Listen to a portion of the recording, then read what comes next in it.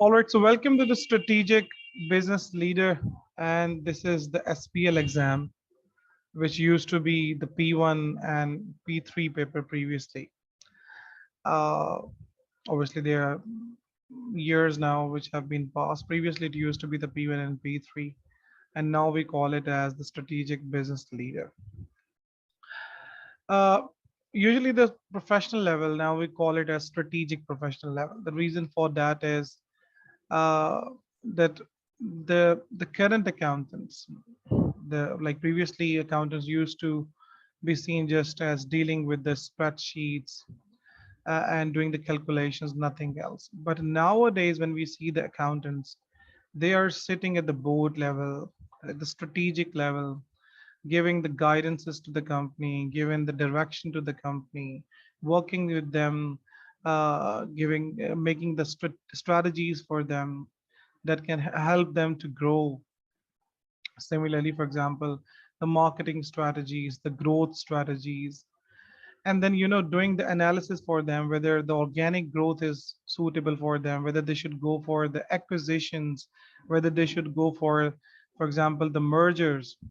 So there are so many things nowadays involved in the modern world that the accountant should know. They are not just the ones who will be doing the calculations and nothing other than that.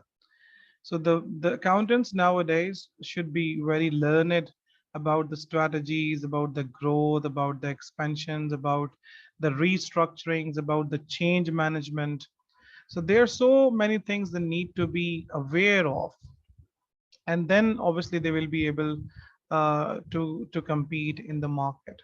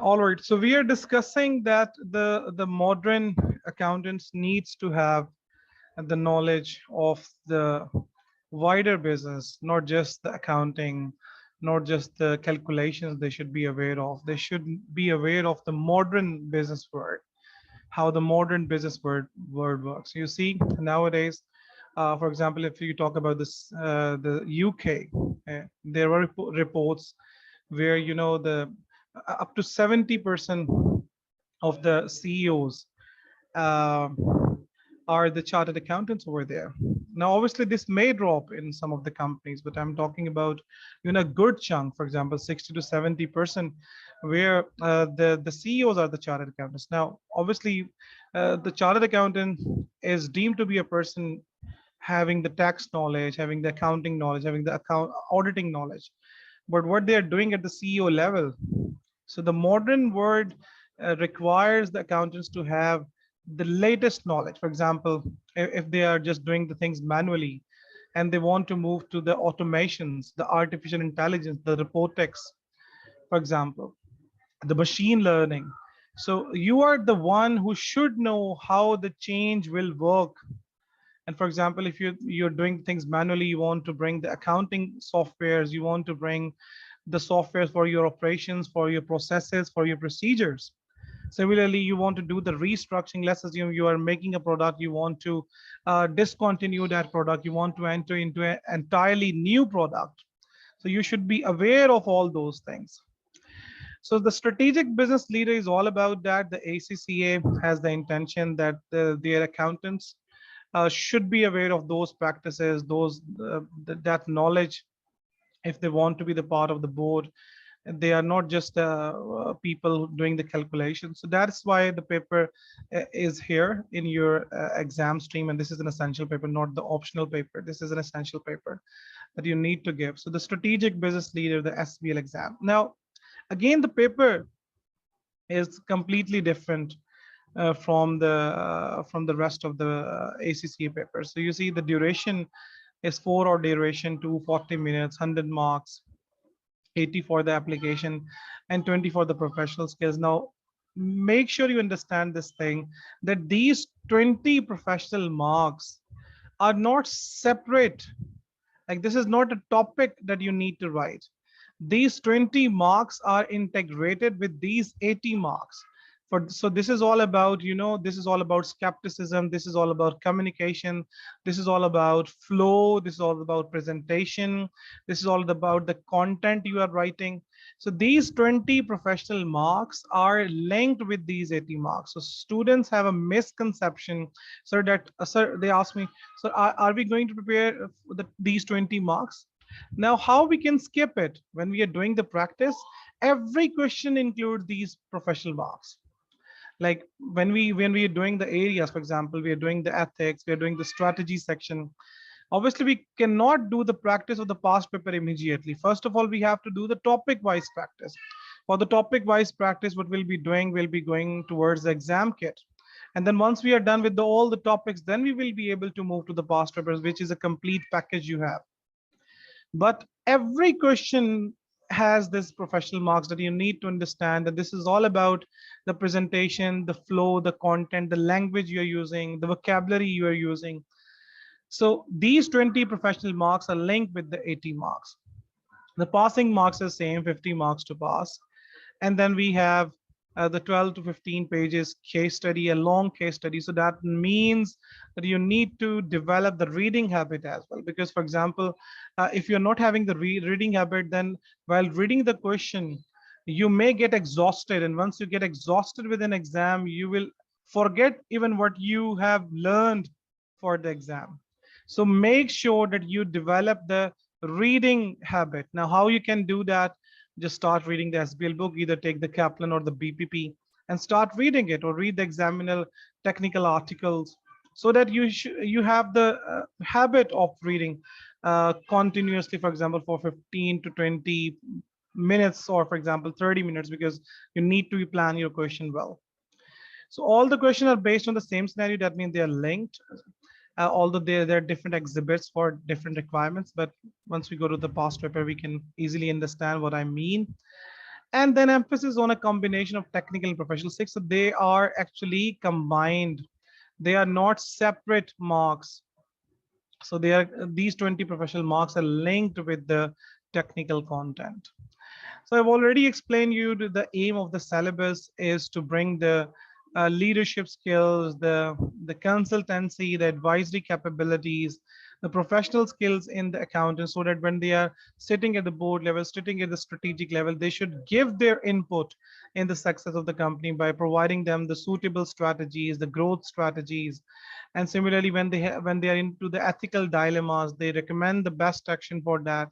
They give them the best guidance. For example, if it is about compliance, they tell them what is the best compliance and how they are going to comply with the corporate governance requirements.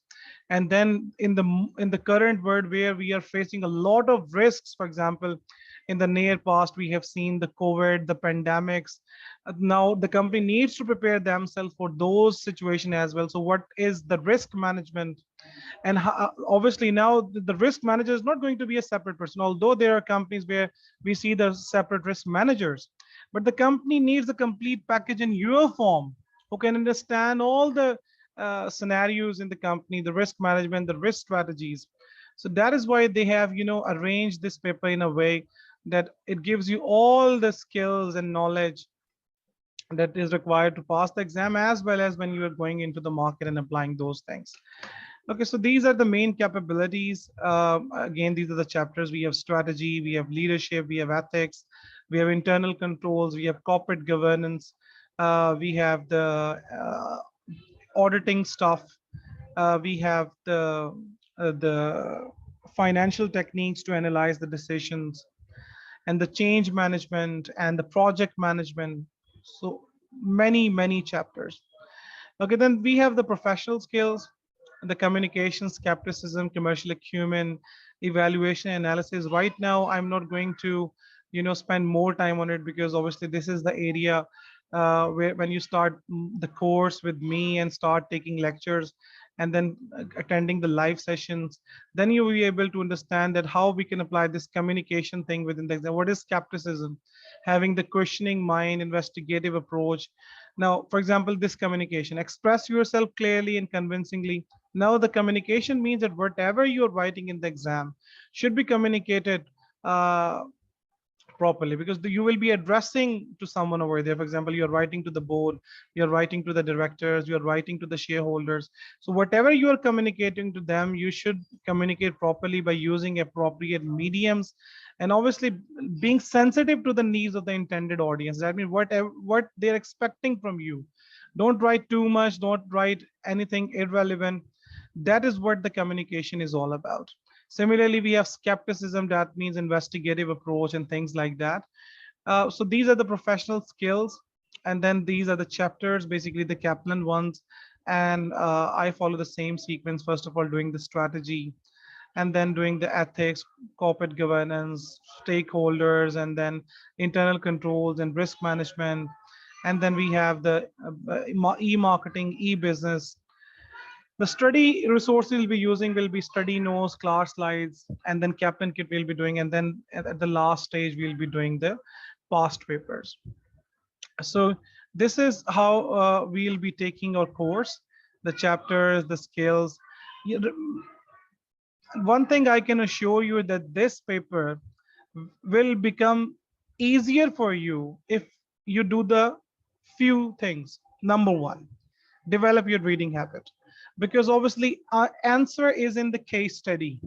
There is no need to bring some extraordinary information outside to write in the exam. Everything is there. You just need to connect them with your concept and with your vocabulary, nothing else. Number one, the reading habit. Number two, obviously you need to develop your vocabulary in order to write in the exam, because it's too much that you have to write over there for 100 marks.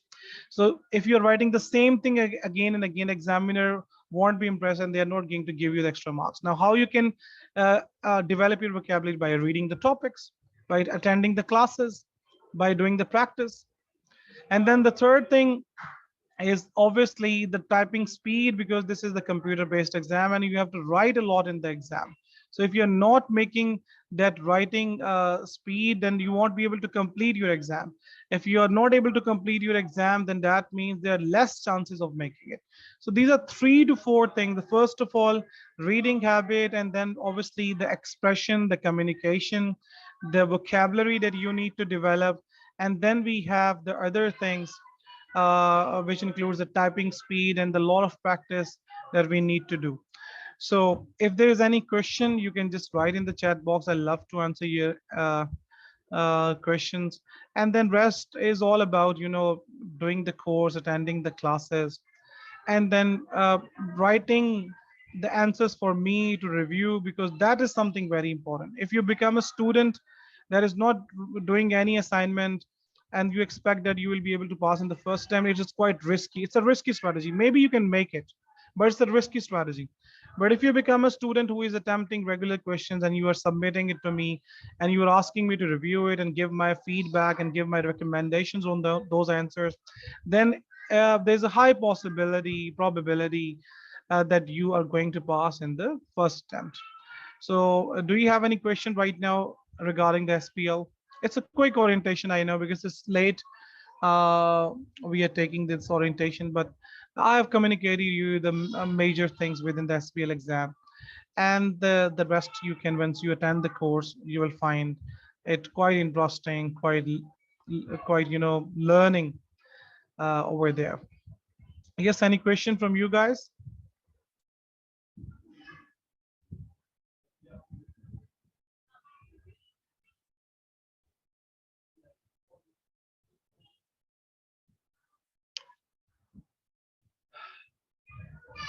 All right, so I assume that everything is clear, but if you have anything, you can approach us on the WhatsApp. See you then. Take care.